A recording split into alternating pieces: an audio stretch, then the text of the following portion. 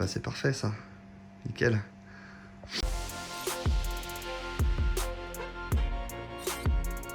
Olivier Rispal, du GAEC Rispal SCO, la ferme des cochons gourmands.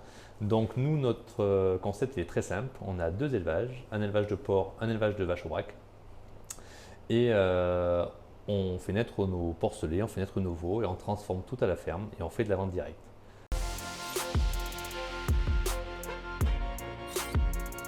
Tout ça en fait, ça a commencé un petit peu en 2010 parce que moi je suis issu de la filière un petit peu industrielle, j'étais formé, j'ai un BTS et j'ai travaillé dans l'agroalimentaire industriel.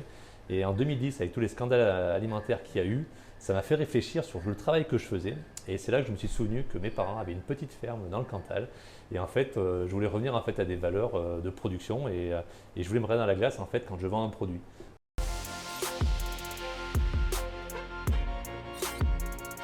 Pour l'élevage de porc, on fait naître nos porcets sur paille. Et donc c'est assez particulier parce que c'est assez unique. Il y a très très peu d'élevages qui font comme ça, on doit même être un des seuls à faire ça. Donc les porcelets naissent sur paille et évoluent sur un parcours paillé jusqu'à ce qu'ils soient prêts à être transformés.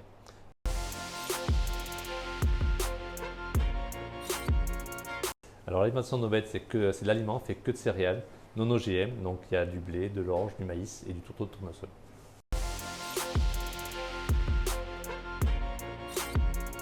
Alors aujourd'hui on n'est pas bio parce qu'en fait on ne travaille sous aucun label. On n'a jamais travaillé avec un label, ce qui nous laisse en fait totalement indépendants et surtout on conserve notre identité, c'est-à-dire à savoir des produits naturels avec des recettes familiales qui datent de nos grands-parents. Donc du coup on ne doit rien à personne et ça marche comme ça.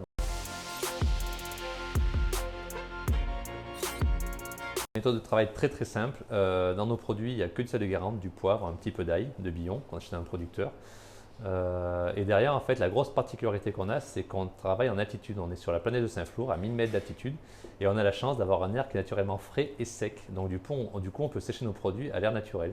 C'est-à-dire que les fenêtres sont ouvertes, et c'est l'air de l'extérieur qui permet de sécher nos produits sans aucun conditionnement, enfin sans aucune méthode artificielle et industrielle.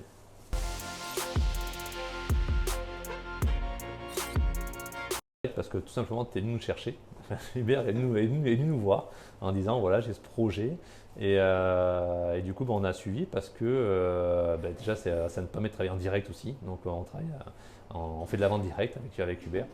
Et derrière, en fait, surtout, c'est que ça nous permet de toucher une clientèle auquel on ne touche pas aujourd'hui. Voilà, donc c'est un bon complément pour les deux.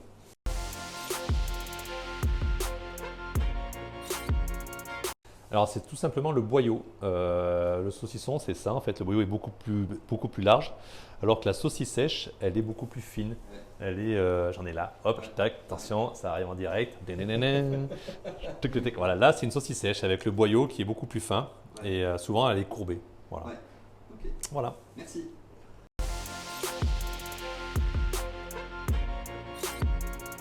Aligot, parce qu'elle va très très bien avec notre saucisse fraîche. Et surtout, on en fabrique à la ferme des fois quand on fait des prestations traiteurs, donc avec de la tome de Cantal uniquement, une bonne pomme de terre et c'est parfait.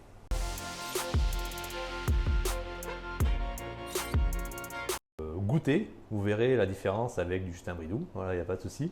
Et après, si vous ne croyez pas, eh bien, venez nous voir à la ferme directement, comme ça vous verrez de vos propres yeux que c'est pas du chiquet. Voilà.